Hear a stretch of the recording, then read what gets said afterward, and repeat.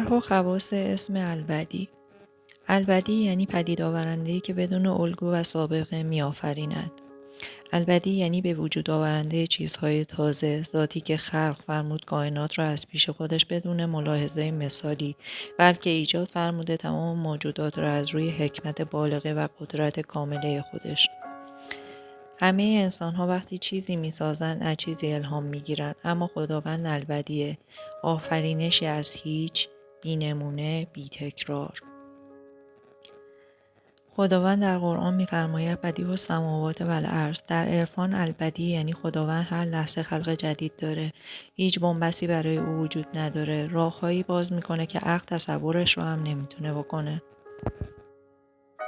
خواص معنوی اسم البدیع: اولین خاصیتش گشایش در بنبست‌ها هستش. ذکر یا بدیع باعث میشه راه‌های تازه و غیرمنتظره در زندگیت باز بشه، مخصوصا وقتی همه درها بسته به نظر میرسن.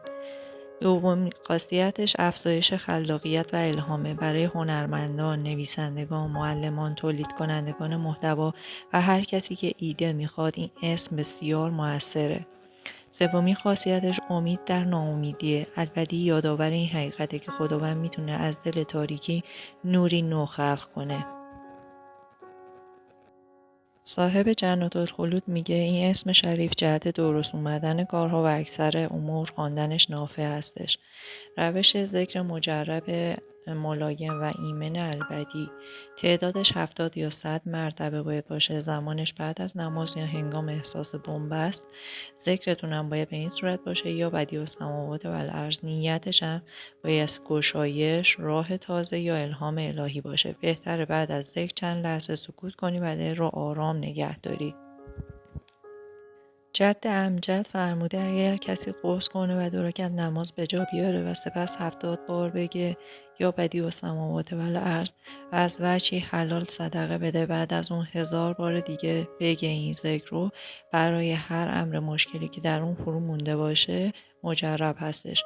و هر کسی 700 ز بنویسه روز شنبه نزدیک غروب و در قبرستان دفنش کنه و در حال نوشتن بگه یا مبدع یا علام، علوم غریبه برای او منکشف میشه و به دولت میرسه. برای امور مهم و کلی اگر این مربع رو به مشک و زعفران بنویسه و روز جمعه این کلمات رو 86 بار در یک مجلس بخونه و هنگام خوندن سخن نگه و اون مربع رو با خودش همراه داشته باشه، در همون هفته به مطلب و مراد خودش میرسه انشاءالله. نکته عرفانی عمیق اینجا اینه که اگر خدا البدیه، تو هم میتونی هر روز انسان نوعی باشی. گذشته تو رو محدود نمیکنه چون خالق تو بدیه. در اینجا یه ذکر ترکیبی قدرتمند با البدیع داریم جهت گشایش و آرامش. ذکر یا بدیع و یا فتاح و یا لطیف. بدیع یعنی راه نو، فتاح یعنی باز شدن درها و لطیف یعنی حل نرم و بی دردسر. تعداد ذکر 70 یا 100 مرتبه هستش و زمان مناسبش بعد از نماز یا وقتی ذهنت قفل شده و راهی نمیبینی. و روشش هم این صورتی که با هر ذکر تصور کن یه در تازه آرام آرام برات باز میشه. خواص عملی مخصوص حاجت‌های خاص با ذکر البدیع: برای گشایش مالی ذکر یا بدیع رو به نیت رزقی که از راهش خبر نداری به تعداد 100 مرتبه تکرار میکنید.